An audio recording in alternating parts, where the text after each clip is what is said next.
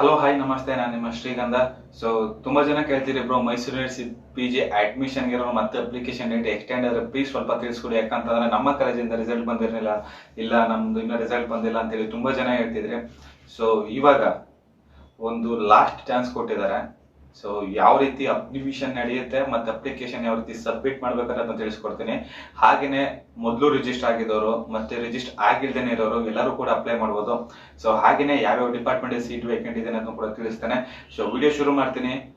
ಹಾಗೇನೆ ಈ ವಿಡಿಯೋನ ನಿಮ್ಮ ಫ್ರೆಂಡ್ಸ್ ಮತ್ತೆ ನಿಮ್ಮ ಕಾಲೇಜ್ ಗ್ರೂಪ್ಸ್ ಅಲ್ಲಿ ವಿಡಿಯೋನ ಶೇರ್ ಮಾಡಿ. ಜೊತೆಗೆ ಸಬ್ಸ್ಕ್ರೈಬ್ ಮಾಡಿಲ್ಲ ಅಂತಂದ್ರೆ ಬೇಗ ಸಬ್ಸ್ಕ್ರೈಬ್ ಮಾಡಿ, ಸರಿನಾ? ಮತ್ತೆ ಹೇಳ್ದಾಗೇನೆ ತುಂಬಾ ಜನ ಕೇಳ್ತಿದ್ರಿ, bro Mysuru university PG admission ಆಗ್ಬೇಕಂತ ಆಸೆ ಇತ್ತು, ನಮ್ಮ ಕಾಲೇಜಲ್ಲಿ ಇನ್ನೂ ರಿಸಲ್ಟ್ ಬಂದಿರಲಿಲ್ಲ, ಸೊ ಅಪ್ಲಿಕೇಶನ್ ಸಬ್ಮಿಟ್ ಮಾಡೋಕ್ಕಾಗಿರಲಿಲ್ಲ, ಸೊ ಬೇರೆ ಏನಾದರೂ ಸೊಲ್ಯೂಷನ್ ಇದ್ರೆ ಹೇಳಿ ಅಂತ. ಆಕ್ಚುಲಿ ನಾನು ಬಿಫೋರ್ ಹೇಳಿದ್ದೆ ಮತ್ತೆ ಅಪ್ಲಿಕೇಶನ್ ಕಾಲ್ ಆಗುತ್ತೆ ಅಂತ. ಸೊ ಈಗ ಮಾಪ್ ಅಪ್ ರೌಂಡಲ್ಲಿ ಅಪ್ಲಿಕೇಶನ್ ಕಾಲ್ ಮಾಡಿದ್ದಾರೆ. ಸೊ ಅಪ್ಲಿಕೇಶನ್ ಏನ್ ಮೆನ್ಷನ್ ಮಾಡಿದ್ದಾರೆ ಮತ್ತೆ ಸೆಲೆಕ್ಷನ್ ಪ್ರೊಸೀಜರ್ ಎಲ್ಲಿಗೆ ಹೇಗಿರುತ್ತೆ ಅನ್ನೋದನ್ನ ತಿಳಿಸ್ತೇನೆ. ಎಲ್ಲೂ ಕೂಡ ಸ್ಕಿಪ್ ಮಾಡಿ. ಜೊತೆಗೆ ಫೀಸ್ ಕೂಡ ಇರುತ್ತೆ. ಸೊ ಅದನ್ನು ಯಾವ ರೀತಿ ಪೇ ಮಾಡ್ಬೇಕು ಅನ್ನೋದನ್ನ ತಿಳಿಸ್ತೇನೆ. ಸೊ ನೀವು ಏನ್ ಮಾಡ್ಬೇಕಪ್ಪ ಅಂತಂದ್ರೆ ಅಪ್ಲಿಕೇಶನ್ ಆಫ್ಲೈನ್ ಅಲ್ಲೇ ಸಬ್ಮಿಟ್ ಮಾಡ್ಬೇಕು, ಸರಿನಾ? ಆಫ್ಲೈನ್ ಅಲ್ಲೇ ಸಬ್ಮಿಟ್ ಮಾಡ್ಬೇಕು. ಸೊ ಅಪ್ಲಿಕೇಶನ್ ಎಲ್ಲಿ ಸಿಗುತ್ತೆ? ನನ್ನ ಟೆಲಿಗ್ರಾಮ್ ಚಾನಲ್ ಅಲ್ಲಿ ಲಿಂಕ್ ನ ಕೊಟ್ಟಿರ್ತೀನಿ. ಡಿಸ್ಕ್ರಿಪ್ಷನ್ ನನ್ನ ಟೆಲಿಗ್ರಾಮ್ ಚಾನಲ್ ಲಿಂಕ್ ಇದೆ.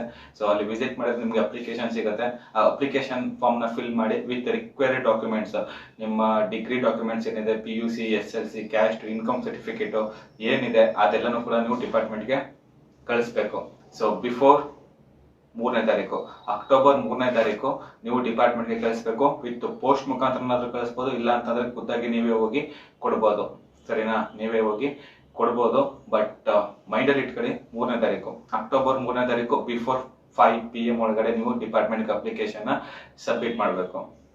ಅದಾದ್ಮೇಲೆ ನಿಮ್ಗೆ ಸೆಲೆಕ್ಷನ್ ಪ್ರೊಸೀಜರ್ ಯಾವ ರೀತಿ ಇರುತ್ತೆ ಅಂತ. ಸೊ ಫಸ್ಟ್ ಪ್ರಿಫರೆನ್ಸ್ ವೈಸ್ ಮಾತಾಡ್ತಾ ಬರ್ತಾನೆ. ಸೊ ಪ್ರಿಫರೆನ್ಸ್ ಏನಪ್ಪಾ ಅಂತಂದ್ರೆ ಆಕ್ಚುಲಿ ಫಸ್ಟ್ ಯಾರು ರಿಜಿಸ್ಟರ್ ಆಗಿ ಎಂಟ್ರೆನ್ಸ್ ಎಕ್ಸಾಮ್ ಬರ್ದು 6th ಸೆಮ್ ರಿಸಲ್ಟ್ ಬಂದಿಲ್ಲ, ಕೆಲವು ರೀಸನ್ ಇಂದ ಅಪ್ಲಿಕೇಶನ್ ಸಬ್ಮಿಟ್ ಮಾಡಕ್ಕಾಗಿಲ್ವೋ ಅವ್ರಿಗೆ ಫಸ್ಟ್ ಪ್ರಿಫರೆನ್ಸ್ ಇರುತ್ತೆ. ನಿಮ್ಗೆ ಅಪ್ಲಿಕೇಶನ್ ಫೀಸ್ ಬಂದು 500.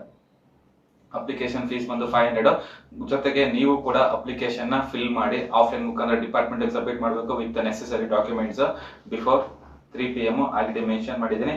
ಅಂಡ್ ದೆನ್ ಮತ್ತಿನ್ನೊಂದು ವಿಷಯ ಏನಪ್ಪಾ ಅಂತಂದ್ರೆ ನಿಮ್ಮ ಕ್ವಾಲಿಫೈಯಿಂಗ್ ಮಾರ್ಕ್ಸ್ ಏನಿರುತ್ತೆ, ಲೈಕ್ 50 ಎಂಟ್ರೆನ್ಸ್ ಎಕ್ಸಾಮ್ ಬರ್ತಿದ್ರೆ 50 ಎಂಟ್ರೆನ್ಸ್ ಎಕ್ಸಾಮ್ ಮಾರ್ಕ್ಸ್ ಮತ್ತೆ 50 degree marks. But first preference ನಿಮ್ಗೆ ಇರುತ್ತೆ.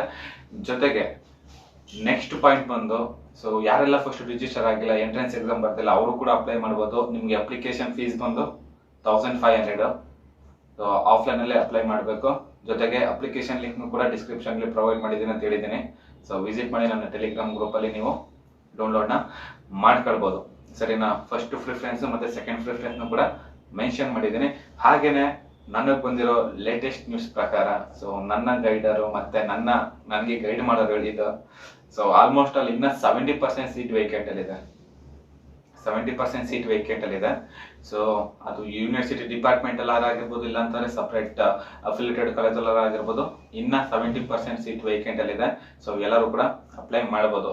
ಈಗೇನ್ ಫಿಲ್ ಆಗಿದೆ ಬರೀ 30% ಅಷ್ಟೇ ಫಿಲ್ ಆಗಿರೋದು.